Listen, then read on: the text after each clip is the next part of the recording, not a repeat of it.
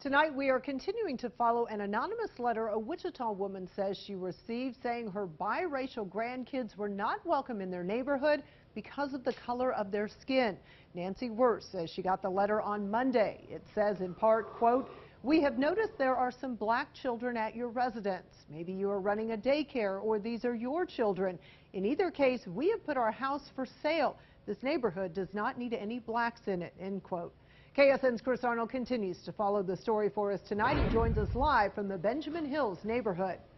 Good evening, Stephanie. Wichita police tell me today that they're still very early in this investigation. They say they do have a copy of the letter and a police report has been made. Now, I've been here in the neighborhood all afternoon long. I spoke with several residents who all expressed shock and surprise that a letter like that could even be written here.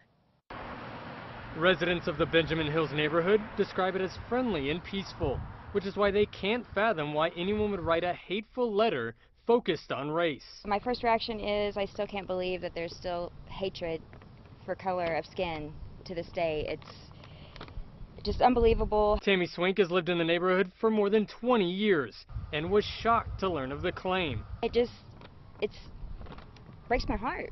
It just really still breaks my heart, especially when it's like judging children. Wichita police say they're investigating. We have no suspects at this time, obviously, because there's no indication of who wrote the letter. At this point, they're looking into all possibilities and say it's too early to determine if the facts support the claim. I can't speculate as it is or not. It has been reported as a letter. We do have the letter, and so we'll investigate it. First posted on Facebook, the letter has prompted a lot of feedback across the Wichita community. Pastor Alan Stuckey of the First Church of Brethren in Riverside says someone sent him a copy of it this afternoon. Regardless of the police investigation, he says this can start a conversation about race and racism in Wichita. One of the things that struck me in there was the line about the other side of the tracks.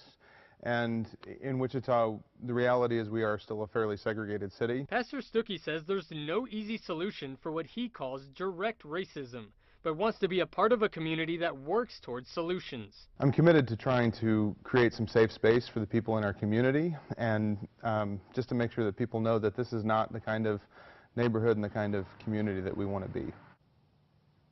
Now, Pastor Stuckey told me that he hopes to get in touch with the woman who reported the letter to police, stressing how important it is to know that himself, his congregation, and most of the community support her if need be.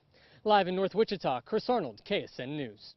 All right, thank you, Chris. The Wichita Police Department says if this does become a criminal case, it would be considered a disorderly conduct charge. Let's go in depth now into what that charge means. Kansas law defines disorderly conduct as the act of knowingly provoking others by creating alarming or angering disturbances that could entice an assault or disrupt the public peace. It's considered a misdemeanor. This story has evoked some serious discussions on our website and also our Facebook page. Tammy wrote, "If I read this letter, my first thought would be, so the best thing the writer of this letter has done is put their house up for sale and move." You can join in the conversation on Facebook and on our website over on KSN.com.